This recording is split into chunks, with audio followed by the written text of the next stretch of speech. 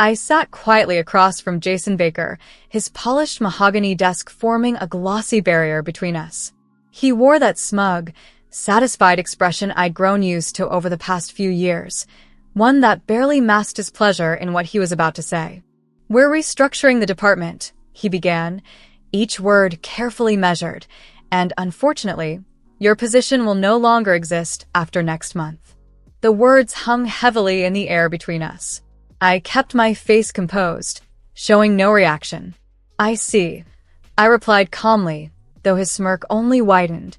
"But before you go," he continued, leaning back in his expensive leather chair like a king on a throne, "you'll need to train your replacement. Her name is Samantha. She starts tomorrow. I expect you to show her everything about how to run our marketing division." Our marketing division. The irony almost made me laugh out loud. If only he knew. My name is Emily Smith. For the past 16 years, everyone at Baker Tech Solutions has known me as the company's dedicated marketing director. What none of them knew, not even Jason, was that 4 months ago, I became much more than that. Quietly and carefully, I acquired the entire company through a holding corporation I had built up over the years. That company, NKS Ventures, is now owned by Baker Tech. And the name? It came straight from my initials, Emily Catherine Smith. "Of course," I said with a composed smile. "I'll make sure Samantha learns everything she needs to know." Jason nodded, clearly satisfied with what he assumed was my quiet acceptance of defeat. "Good," he said. "I knew you'd be professional about this. Too many people get emotional when they're let go." Emotional? I thought of the stack of legal documents already waiting in my lawyer's office, scheduled to be filed the next morning. No, emotions weren't getting in the way of this business decision. This was about strategy, about timing, and about making sure I never had to sit through a conversation like this again, especially not with someone like him. As I walked back to my office, I allowed myself a quiet moment of reflection. It had been a long road to get here. 16 years ago, I joined Baker Tech as a junior marketing associate. Back then, the company was run by Nicholas Baker, Jason's father. Nicholas was a visionary leader, a man who believed in potential, not politics. He didn't care where you came from, what you looked like, or what your last name was. He saw what people could become, and he pushed them to get there. Under his guidance, I thrived. He challenged me, mentored me, and promoted me. When he named me director of marketing 6 years ago, he shared a piece of advice I've never forgotten. "Emily, success isn't just about making money. It's about building something that matters." But all of that changed 4 years ago when Nicholas passed away unexpectedly. The company was left to his only son, Jason. And almost immediately, the culture began to rot from the inside out. The inclusive, forward-thinking environment that Nicholas had nurtured was quickly replaced with a toxic atmosphere, favoritism, fear, and a relentless chase for short-term profits. Innovation was replaced with imitation. Growth gave way to control. People were no longer valued. They were used. I stayed. I watched. I waited, and when the time was right, I acted. Now, as I prepared to hand over a division I had built from the ground up to a clueless newcomer, I didn't feel anger. I felt clarity. Jason thought he was getting rid of me. What he didn't know was that tomorrow morning, everything would change. I wouldn't be sitting on the other side of his desk anymore. I'd be sitting in his chair. And I planned to rebuild everything his father once stood for. I watched in silence as some of the most hardworking and talented people in the company were pushed out, replaced not by better candidates, but by Jason's drinking buddies and golfing partners. These weren't hires made for skill or vision. They were made out of favoritism and ego. As the weeks passed, it became painfully clear that the company's standards were slipping. Our once strong reputation in the industry started to fade, our market share took a hit, and some of our most loyal clients began looking elsewhere for better leadership and stability. That's when I started to act. At first, it was just a small investment, just a few shares bought quietly through my account.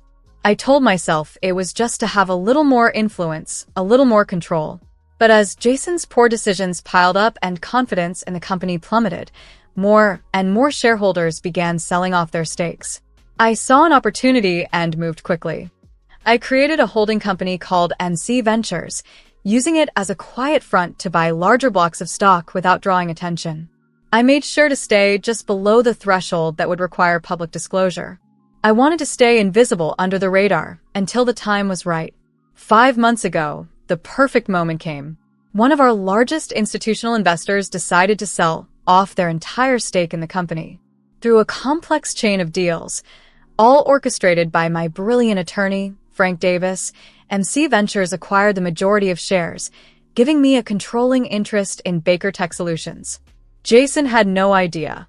Later that afternoon, I was sorting papers at my desk when Olivia walked in. She's my best friend, and also the company's head of human resources. She was one of only 3 people who knew the truth about MC Ventures. "He still doesn't suspect anything?" she asked, lowering her voice. I shook my head, keeping my expression neutral as I shuffled documents into folders. "Not a clue," I said. "He's too busy patting himself on the back for hiring Samantha away from our biggest competitor." Olivia raised an eyebrow. "You mean the same competitor that's been bleeding clients for the past 3 years? The one under investigation for shady financial practices?" "The very same," I said with a grin, thinking of the research I had gathered on Samantha and the company she came from. Jason truly believed he had made a bold, strategic move. But he had no idea he had just brought a ticking time bomb into his building. "So, when are you telling him?" Olivia asked. "Tomorrow morning," I replied. "Frank is filing the final paperwork first thing. Then we're calling an emergency board meeting." I paused for a moment, glancing at the old photo on my desk, me standing next to Nicholas Baker at the company's 12th anniversary celebration. He had believed in me when few others did. He had built this company on values, vision, on integrity. And now, I had the power to restore all of it. "It's time to set things right," I said quietly. Olivia nodded. "Nicholas would be proud of you," she said softly.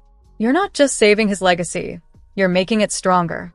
Tears stung the corners of my eyes, but I blinked them away. This wasn't the time for emotion. That would come later.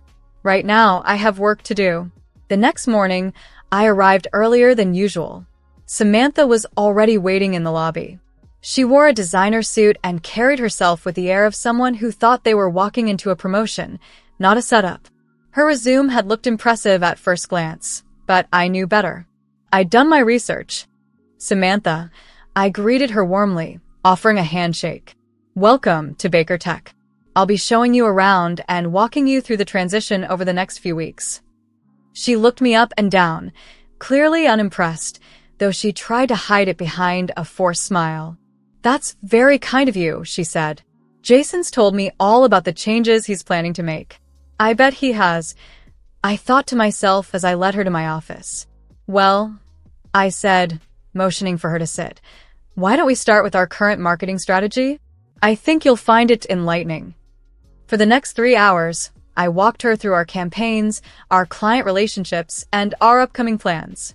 She interrupted often, tossing out suggestions she thought sounded clever, ideas that showed just how little she understood about our company, our market, or our people. But I let her talk. I listened, I nodded, and I smiled. Because tomorrow, everything will change. Samantha clearly didn't understand our industry or where our company truly stood in the market. She glanced at the presentation I had carefully put together and waved a hand dismissively, like it wasn't worth her time. "These retention strategies seem a bit outdated," she said, as though she were speaking to an amateur. "In my experience, aggressive acquisition works better than trying to keep existing clients happy." I jotted down a quick note in my notebook, barely reacting. Her attitude confirmed everything I'd uncovered during my research into her background and her former employer. That company had been on a slow decline, with rumors of internal investigations and shady numbers. Samantha hadn't left a powerhouse for Baker Tech. She jumped off a sinking ship and landed in what she thought was a promotion. At exactly 9 a.m., my phone buzzed with a message from Frank, my lawyer and partner in this long game. It was short and to the point. Papers filed. Board members were notified. "The meeting is set for 10. I looked up and smiled politely. "Samantha, I'm afraid we'll have to cut this morning's session short," I said, standing up and closing my notebook.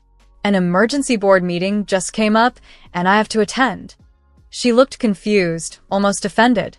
Board meeting? But Jason didn't mention anything about that. No, I said, still smiling. I don't suppose he did. Without waiting for more questions, I left her in my office and walked calmly to the executive conference room. The hallway felt heavier than usual, as if the entire building somehow sensed that change was coming. Jason was already in the conference room, pacing and furious, a phone pressed tightly to his ear. What do you mean, there's an emergency board meeting? I'm the CEO. Nothing gets scheduled without my approval, he barked. When he saw me walk in, he pulled the phone away from his ear and glared. Emily, what are you doing here? This meeting is for executives only. I know, I replied, walking to the head of the long table and taking the seat that had once belonged to Nicholas Baker. That's why I'm here. Before Jason could say another word, the other board members began to arrive, filtering into the room one by one. I recognized most of them. Veterans of the company who had once worked closely with Nicholas, but had been gradually pushed aside during Jason's rise to power. Their expressions were a mix of curiosity, surprise, and cautious hope. Frank Davis arrived last, carrying a thick folder full of documents. He gave me a brief, reassuring nod before taking a seat beside me. What is going on here? Jason snapped, looking around the room in disbelief. I didn't authorize this. I didn't call this meeting. No, I said, rising to my feet and facing the room. I did. There was a long moment of silence as Frank began handing out folders to each board member. They opened them slowly, scanning the contents, and whispers began to ripple through the room. 4 months ago, I continued, my voice calm and confident, MC Ventures acquired a controlling interest in Baker Tech Solutions. As of this morning, that acquisition is fully completed and officially documented with the SEC. Jason's face went from red to pale in seconds. MC Ventures? He said, almost choking on the words. But that's my company. I looked directly at him, keeping my voice even. No, Jason. It's my company, named after my initials, Emily Catherine Smith. Gasps and murmurs spread across the table. The board members were putting the pieces together. Understanding dawned in their eyes. Some even smiled. This is impossible, Jason said, stunned. You're just the marketing director. You can't afford to buy a company this size. I thought of all the years of quiet planning, the countless nights studying spreadsheets, building my investment portfolio, and creating the perfect holding company. I thought of the sacrifices, the patience, and the people I had promised I would protect from leaders like him. Actually, Jason, I said, holding his gaze, I can and I did. I calmly opened my copy of the documents and laid them out in front of me on the table. Then I looked around at the faces in the room, some curious, some stunned, and said, Now, shall we discuss the future of Baker Tech Solutions? The expression on Jason's face was exactly what I had imagined. Shock, anger, confusion, and slowly, the realization that he was no longer in control. But this moment wasn't about revenge. This wasn't about humiliating him or settling old scores. This was about something far more meaningful. It was about restoring a legacy that had been nearly destroyed. I reached into my folder and pulled out an old photo, one that meant a great deal to me. I placed it gently in the center of the table. It was a picture of Nicholas Baker, the man who had given me a chance, the founder of this company. Nicholas built this company on values, I said, looking around at the board. Innovation, integrity, and respect for the employees, for the clients, for the work we do. It's time we return to those principles. Jason suddenly stood up, the legs of his chair screeching loudly against the floor.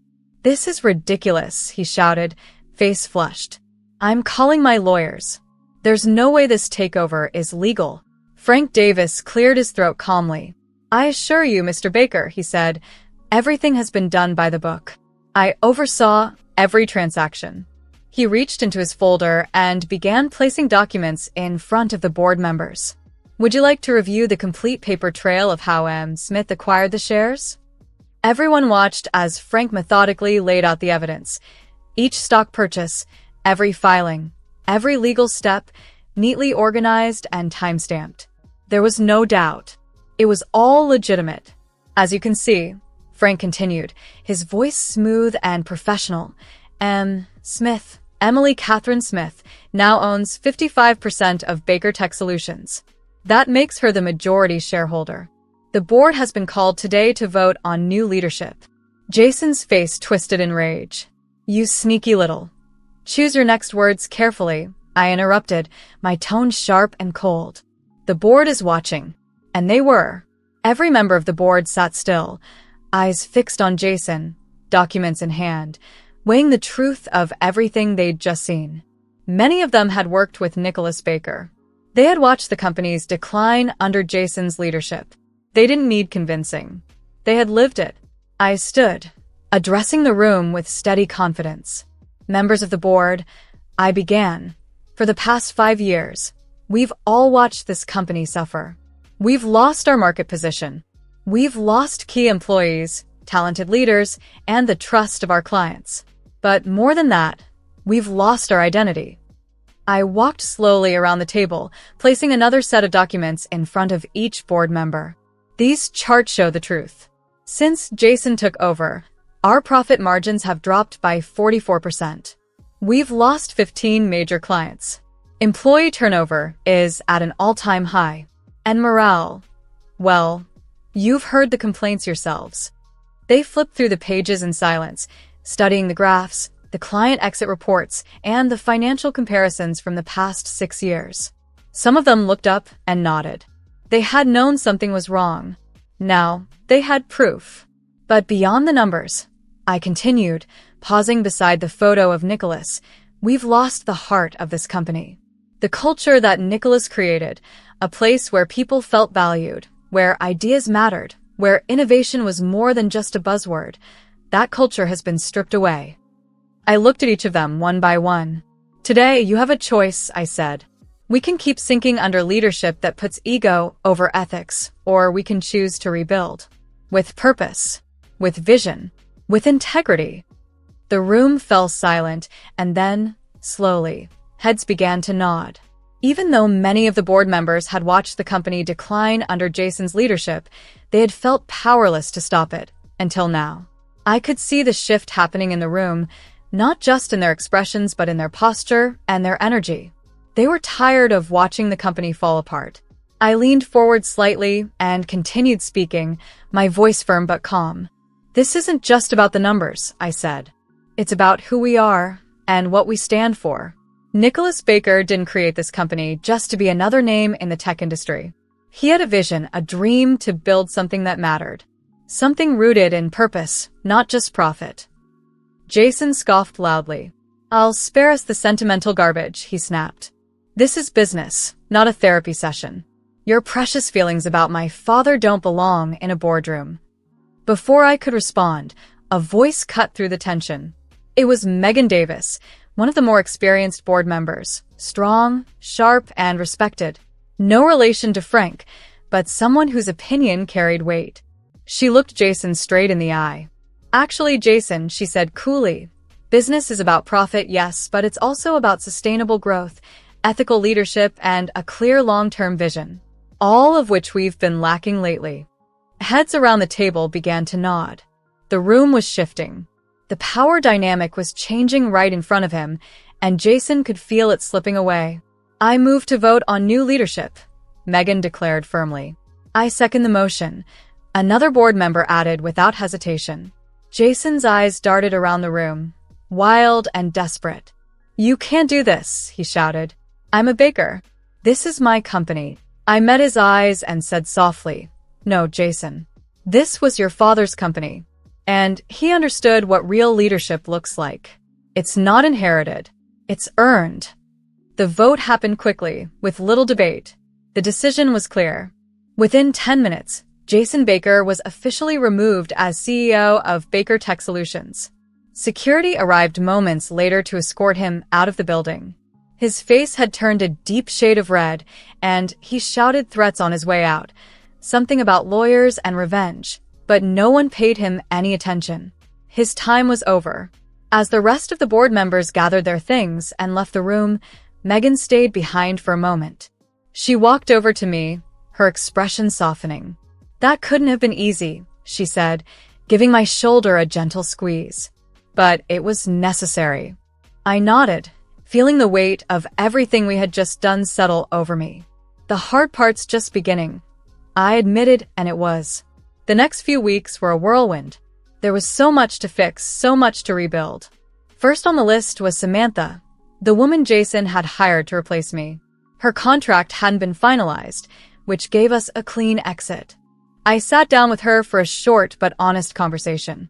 I raised concerns about the shady practices of her former employer, the one Jason had foolishly praised. She left the company by the end of the week, choosing to explore other opportunities. It was a polite exit, but a necessary one. After that, Olivia and I dove into the real work, repairing the damage. We stayed late night after night, reviewing personnel files and looking for the people Jason had overlooked, ignored, or pushed aside. There were more than we expected.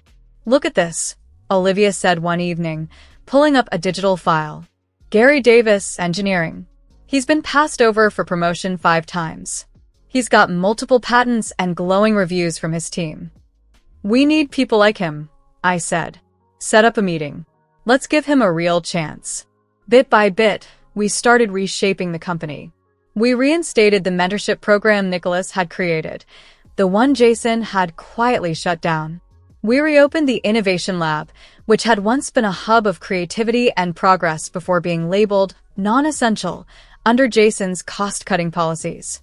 But above all, we focused on rebuilding the heart of Baker Tech, the culture. A month after the takeover, I sat in what had once been Jason's office. It looked very different now, lighter, warmer, more open. The walls that once held expensive abstract art now displayed photos of our team, past milestones, and quotes from Nicholas's early speeches. Olivia sat across from me, holding a report with a satisfied smile on her face. "Employee satisfaction is up 30%, she said proudly. "Morale's improving fast. People are hopeful again." I leaned back, letting her words sink in. We still had a long way to go, but for the first time in years, Baker Tech Solutions felt like it had a future again. A future worth fighting for. We'd come a long way. In fact, 4 former employees had recently reached out, asking if there was any chance they could return. I smiled at the thought. It was a sign we were doing something right. The office felt different now, completely transformed. There was a new kind of energy in the air. People weren't just going through the motions anymore. They were speaking up, sharing ideas, and collaborating across teams. You could feel the change. The halls were buzzing again, with excitement, not fear. Of course, not everything was easy. Jason, as promised, made good on his threats. He had his lawyers comb through every detail of the takeover, looking for anything they could use to fight it. They found nothing. Every transaction, every signature, and every share purchase were legal and properly filed. Still, the scrutiny was exhausting. On top of that, Jason started whispering into the industry grapevine, spreading rumors that Baker Tech was on shaky ground under new and inexperienced leadership. He underestimated us again. We didn't respond with statements or press releases. We responded with the results. In just 7 months, we not only stabilized our position in the market, we began to grow. The innovation that had been buried under red tape and rigid management began to bloom. Teams came to life again. Fresh ideas turned into real products. We signed new clients, entered new partnerships, and brought our development roadmap back to life. People believed in the company again, and in each other. Exactly 2 years after the takeover, I stood on stage at our annual company meeting. The auditorium was full. Every seat was taken. We had hired over 100 new employees in the past year alone. Standing there, looking out at a sea of faces, I felt a sense of pride I hadn't let myself feel until that moment. When Nicholas Baker founded this company, he had a vision. Not just of building great products, but of creating a company that meant something. A place where innovation and integrity could thrive together. I paused for a moment and let my eyes scan the crowd. Some of the people there had been with the company from the early days, back when Nicholas himself walked these halls. Others were new, fresh talent, fresh perspectives, but all of them now shared in that vision. For a while, I continued. We lost our way. We focused too much on numbers and forgot the people. But today, we're back on track. Profits are up 47% from last year. Employee satisfaction is at an all-time high. And more importantly, we're making a difference. Behind me, a screen lit up with photos and clips from one of our newest initiatives, a collaboration between our tech team and local schools, bringing STEM education and hands-on learning to underprivileged communities. Laughter from classrooms, students working with robotics kits, and our engineers mentoring kids who had never even touched a computer before. This, I said, gesturing to the images behind me, this is what success looks like. Not just numbers on a spreadsheet, but real impact. On real lives. After the meeting, Olivia found me in my office. I was standing by my desk, looking at Nicholas's photo. She walked over, her expression soft. "He would be proud of you," she said quietly. I nodded and touched the frame gently. I hope so. Some days I still wonder if I did the right thing, taking over the way I did. Olivia didn't hesitate. "Emily, you didn't just take over. You saved this company. Look at everything you've built." And she was right. In the past year, we hadn't just brought the company back. We'd made it stronger. Our technology was smarter, our culture more united, our purpose more powerful than ever before. The photo on my desk no longer stood alone. Beside Nicholas's picture sat a new one, taken just a few weeks earlier at our company picnic. Hundreds of smiling faces, arms linked, laughing, connected, not just by their work, but by what they were building together. That evening, as I packed up to leave the office, I paused at the doorway and looked back. The space felt full, not just with desks and equipment, but with possibility. We had made it through the storm, and now it was time to build something even greater. I received an unexpected email. It was from Lauren, Nicholas Baker's widow. "Dear Emily, Nicholas always said you were special. He believed you understood what Baker Tech was really about. You've proven him right. Thank you for keeping his dream alive and for making it even better. With gratitude, Lauren." Her words brought tears to my eyes. This was why I had done it, not to get back at Jason, not for personal gain, but because some things are worth protecting. The next morning, I arrived early. The office was still quiet, but I knew it wouldn't stay that way. Soon, it would be full of energy, ideas, and life. As I walked past the hallway, I glanced at Nicholas's motto on the wall. Success isn't just about making money. It's about building something that matters. Jason thought he was ending my journey when he pushed me out. Instead, he helped me find my true purpose. I wasn't just an employee anymore. I was a leader with a vision. Sometimes, the best revenge isn't revenge at all. It's proving you were right. That values like integrity and innovation matter. As the office filled with people and the sound of collaboration returned, I smiled. This wasn't just Nicholas's legacy anymore. It was mine too.